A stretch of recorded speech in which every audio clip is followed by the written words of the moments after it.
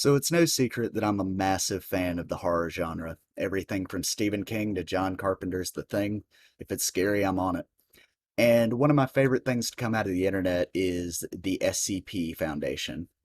This user-based wiki details an interesting organization that essentially contains anomalous entities that they don't want the public to know about. For the most part, a lot of these anomalous entities are pretty dangerous, but as you'll see, a lot of my favorite ones are actually rather tame. And the SCP Foundation doesn't just contain the things that go bump in the night, it's anything that could be considered weird or just out of the ordinary.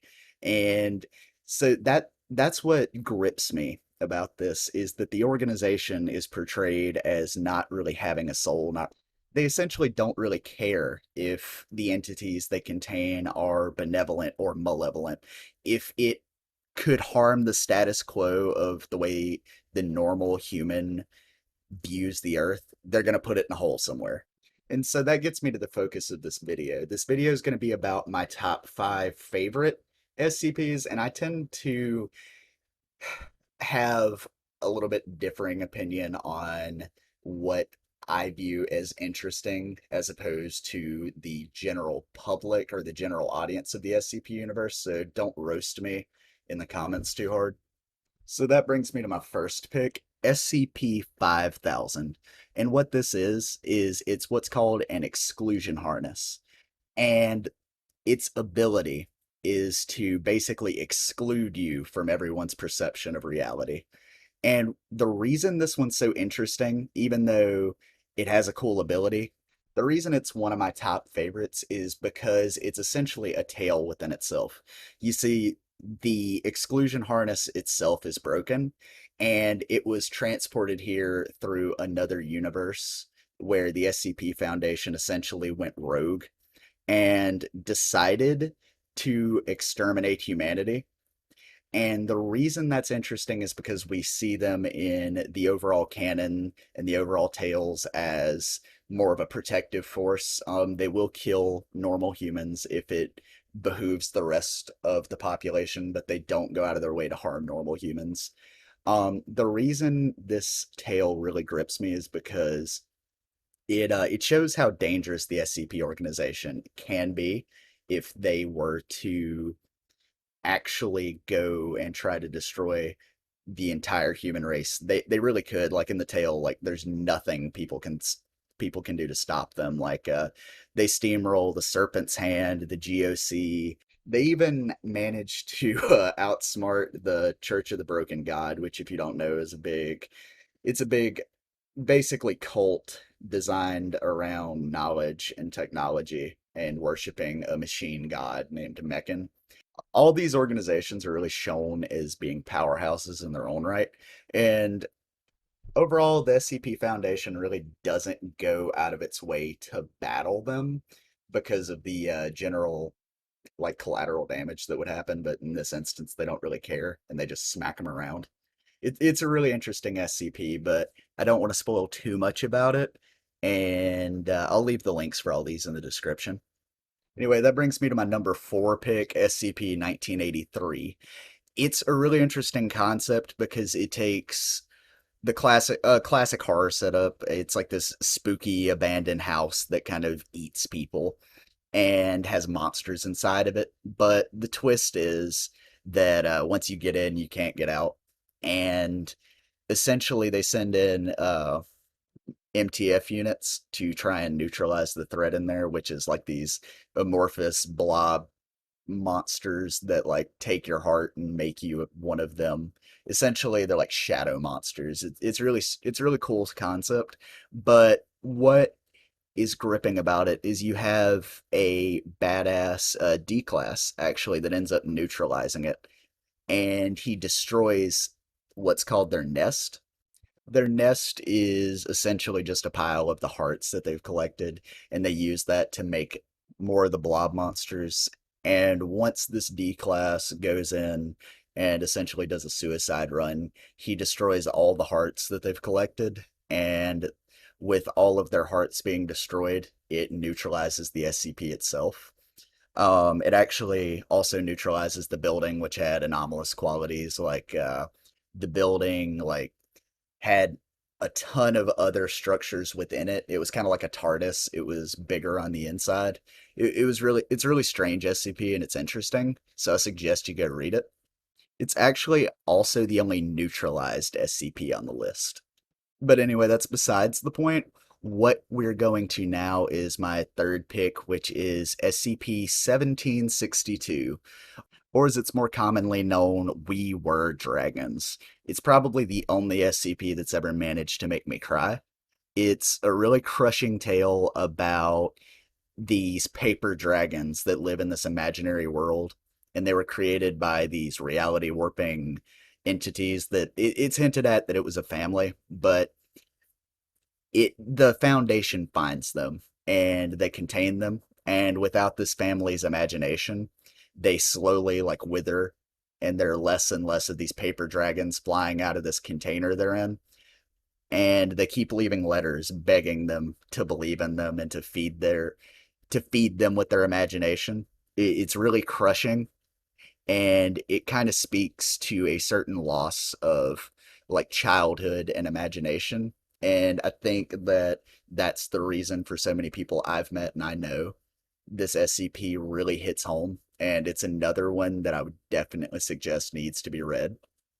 I'm definitely going to get hate for this one because it's currently kind of popular to hate this one. But my number two pick is actually SCP 682, the hard to destroy reptile.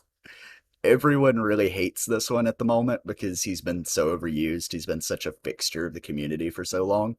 But his shtick is that he can't be killed.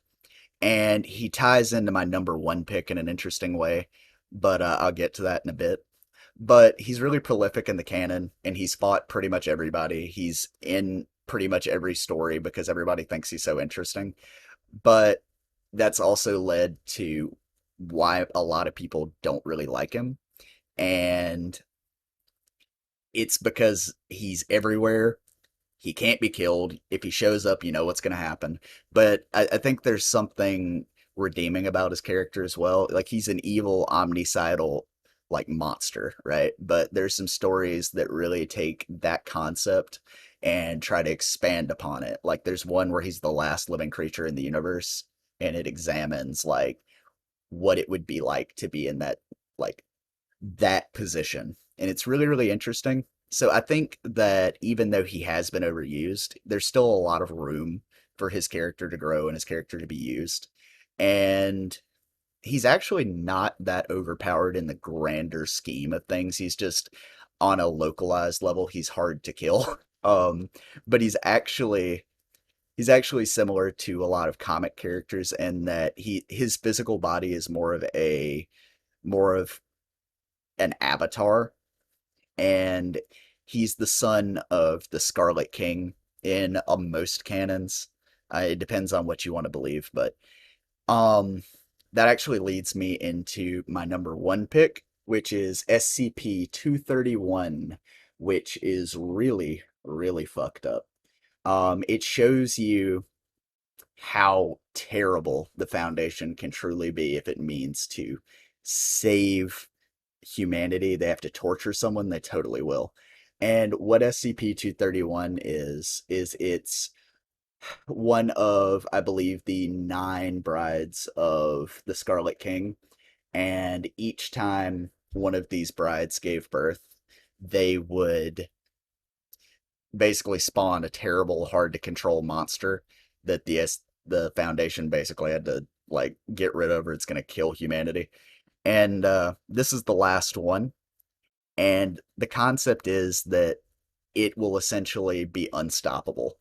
And there's a cool flip on this in the canon, where the Scarlet King is defeated by the brother's death. It it actually is a ploy made by him because each one of these monsters kind of gets like more and more of its power, and he wanted the Foundation to essentially keep this monster child from being born, so he would be able to have invincibility. There's some mental gymnastics in it, and you'd have to read into it, but it's super interesting. And SCP-682 is the Scarlet King's son, and the Scarlet King is this like basically Satan. It wants to destroy reality, and the reality destroying monster impregnated a bunch of underage girls, which is terrible. It's terrible. It's a reverse on like the Jesus thing. And what it does is it tricks the Foundation, as I previously mentioned, into wanting to keep this kid from being born. So they essentially have this un unspecified but terrible process in which they keep it from happening. They keep this kid sedated. They keep this like pregnant child like sedated, and they have to do some kind of ritual that actually requires routine change outs in staff and the use of amnestics because they can't live with themselves for what they have to do to this person. It's a really, really terrible thing to watch, to read, I mean, and it's super, super gross. Just the whole concept is gross. But thankfully, in when the Scarlet King dies, this this situation ends. um, and it actually the SCP Foundation end up winning in the end, obviously. But yeah, those are my picks for my favorite SCPs. I hope they're not too terrible to you guys. But anyway, man, peace out. Your father, the Seraph, is out.